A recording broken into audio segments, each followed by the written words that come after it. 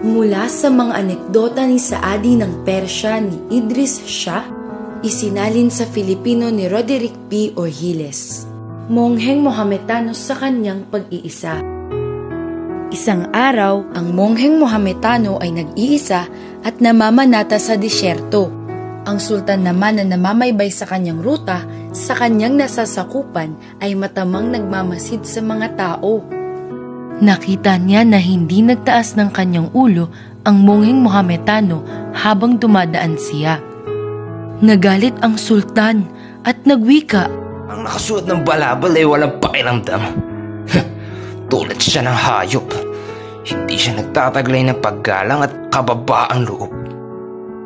Kung kaya't ang vizier o ministro ay nagwika, "Mongheng Mohametano, ang sultan ng buong mundo ay nagdaan sa iyong harapan. Bakit di mo siya binigyan ng kaukulang paggalang?" Sumagot ang mongheng Mohametano, "Hayaan mong ang sultan ang magbigay ng paggalang para hanapin ang magbibenepisyo sa kanyang magandang gawa. Sabihin mo sa kanya, ang hari ay nilikha para sa kagalingan ng kanyang nasasakupan at hindi nilikha ang mamayan para paglingkuran ang sultan."